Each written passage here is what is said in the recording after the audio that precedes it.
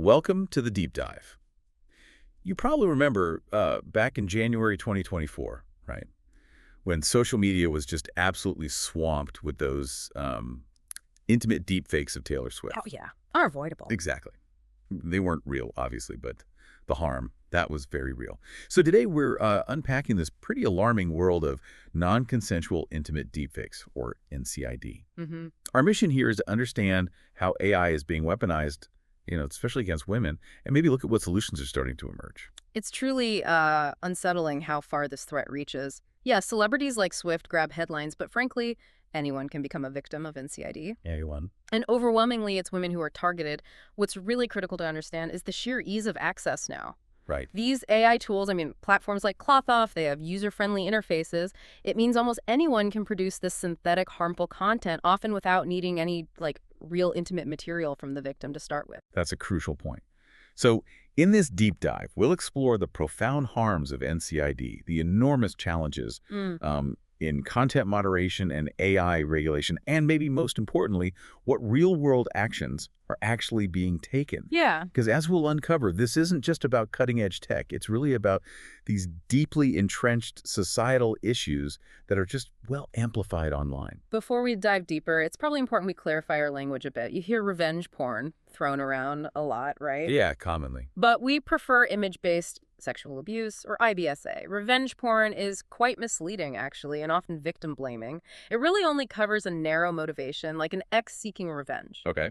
IBSA, on the other hand, it's more of an umbrella term. It better reflects the full spectrum of victims' experiences, covering, non-consensual creation, taking, sharing, altered material like these deepfakes, and even threats to share. That makes sense. Victims often describe this as a form of sexual assault. It really links this online abuse to a broader continuum of, offline sexual violence.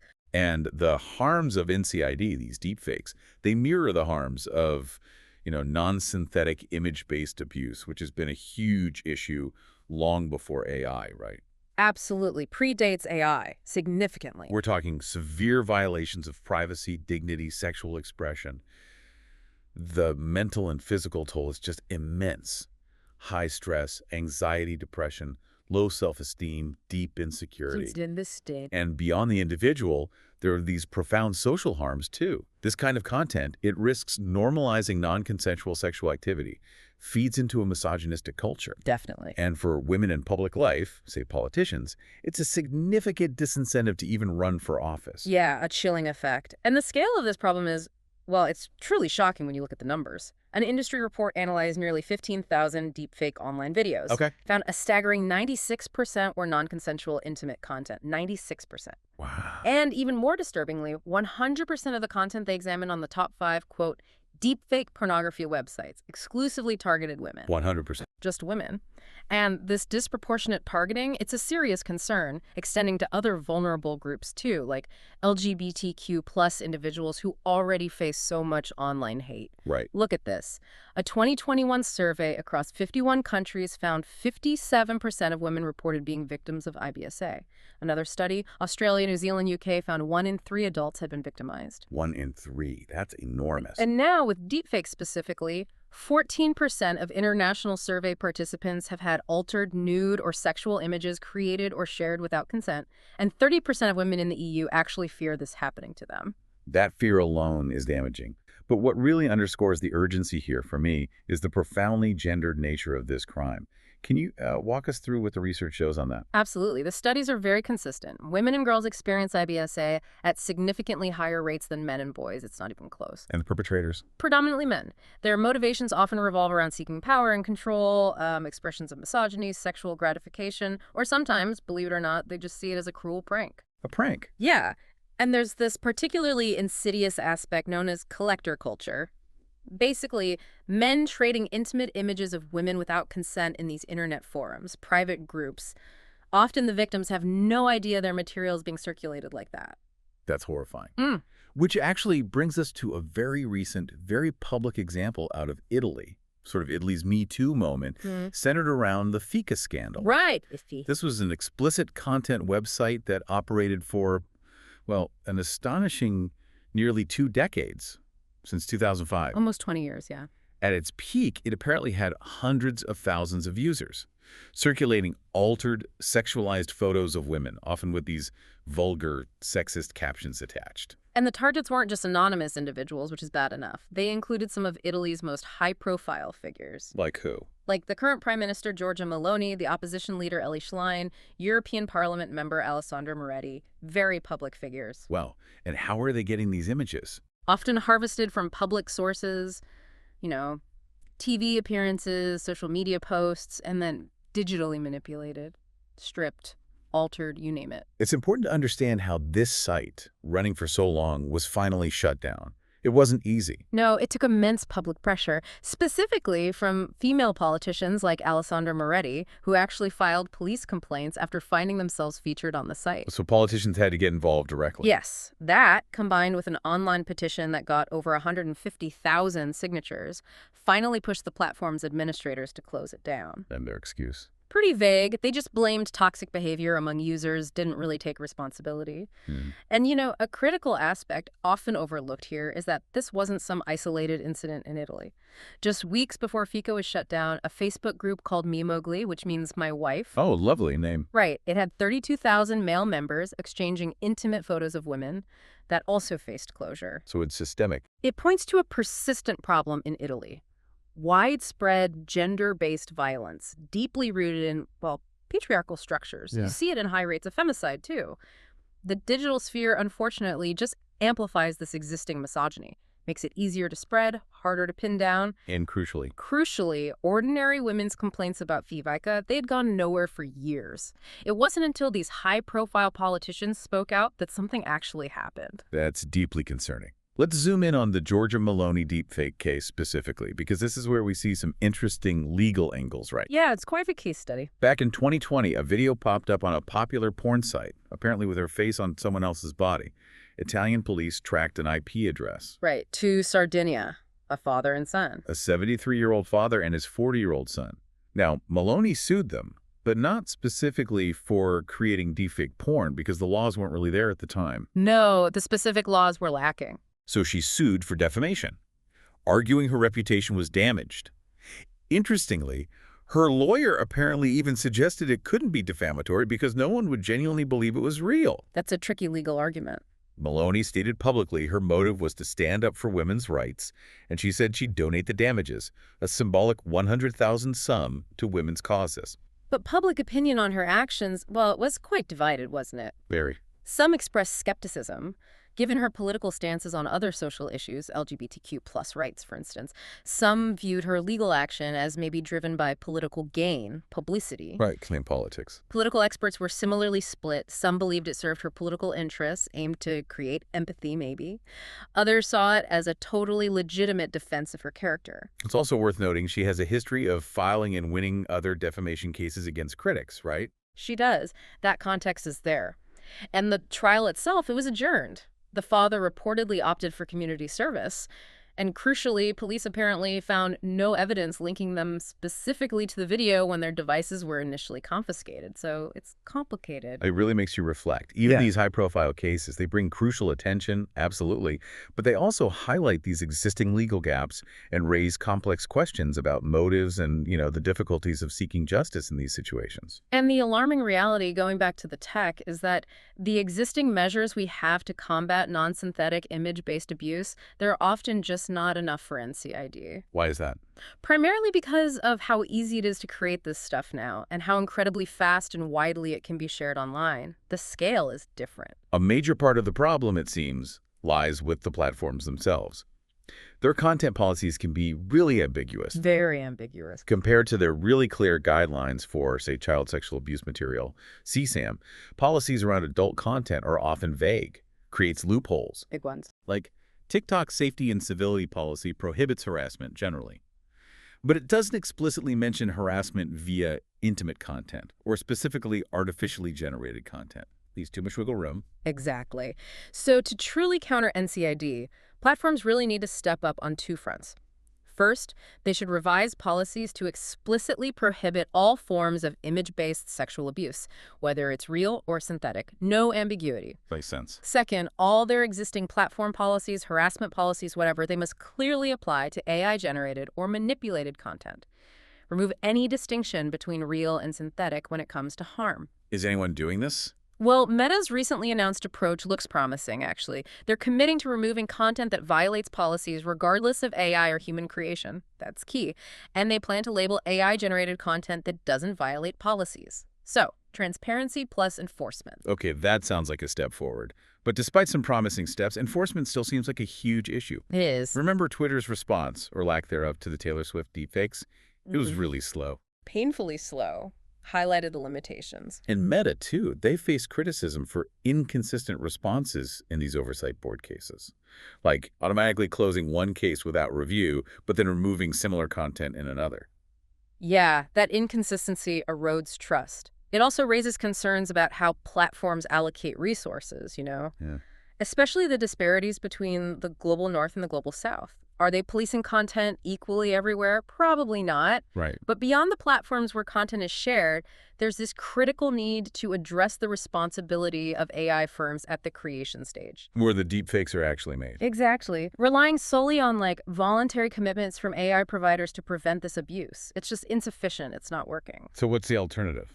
Well, there's a significant legal gap right now. Current online safety laws, like the UK's Online Safety Act or the EU's Digital Services Act, they likely exclude the actual generative AI tools themselves. So they focus on platforms, not the tool creators. Pretty much. This calls for actual legal requirements for the developers of generative AI. They need to build in safeguards to prevent NCID generation from the outset. Safety by design. What about their usage policies now? Often very vague. Major tools like OpenAI, they have general requests asking users to avoid compromising privacy, but there are few details on actual enforcement. And then you have the whole challenge of open source products. Right, where the code is freely available. Yeah, models can be disseminated, modified, used without the original developer even knowing. Makes assigning responsibility incredibly difficult. So what does this all mean for the actual laws in different countries? It just sounds like a complete mess, a confusing patchwork. It really is. Member state laws, they vary considerably. Even in how they frame the issue, is it a sexual offense or is it a privacy violation? That fundamental difference matters. How so? Well, it affects definitions. Different laws have different definitions of what counts as sexual, private, or intimate images. Many don't specifically cover altered images or deepfakes yet. So the tech is outpacing the law. Massively. Some laws even differentiate between images originally taken with consent versus those taken without, which can be really victim-blaming. Like if you consented once, you somehow forfeit future rights. That's awful. Add to that inconsistent coverage for different actions taking, creating, sharing, threats, and different requirements for proving intent, like proving the perpetrator intended to cause harm. It creates a very challenging, often re-traumatizing environment for victims trying to seek justice. Okay, so that's the messy landscape. What exactly is the EU proposing to try and fix this, to finally tackle this across the board? Can you give us the rundown on their directive? And crucially, what are its biggest strengths and weaknesses? Sure. The EU Commission's proposed directive on combating violence against women and domestic violence from March 2022, it's a really ambitious step, a potentially huge step. How's it ambitious? It directly addresses violence against women, framing NCID under the legal basis of computer crime.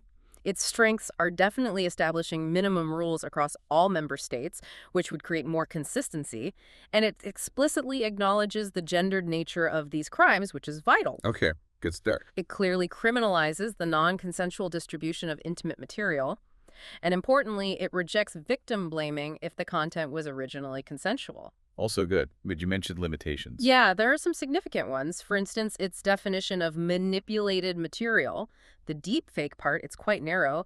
It potentially overlooks things like those general notification apps if they don't depict explicit sexual acts. So just making someone appear nude might not be covered if it's not showing an act. Potentially, yes. And crucially, it primarily targets distribution, not the initial non-consensual taking or creation of images, which are also fundamental violations. So making it is okay, just sharing it isn't. Seems wrong.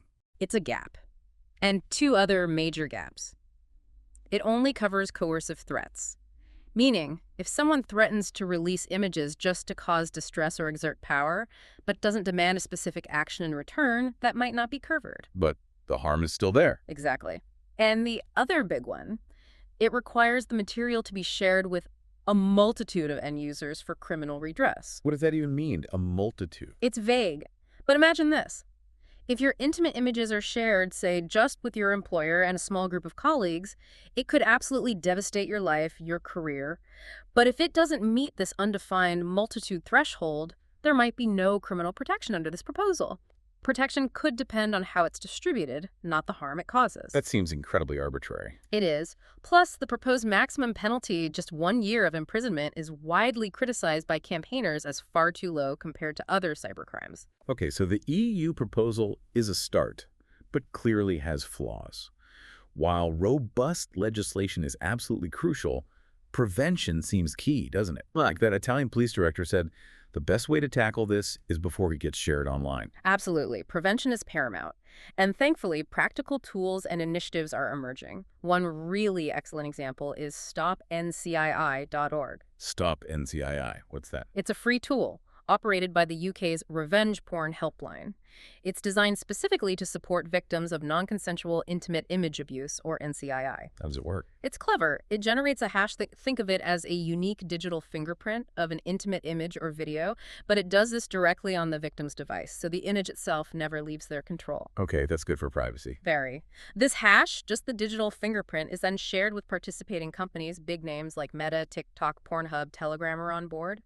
This allows them to detect and block or remove copies of that specific image if anyone tries to upload it later. So it stops the spread proactively. Exactly. It's very victim-centric, privacy-preserving, and it boasts a high success rate. They've helped remove over 300,000 images already. That's impressive. And we've also seen specific collaborations, like Italy's privacy supervisor working with Facebook, allowing users there to preemptively block intimate content using these hash codes, so tech solutions are part of the answer.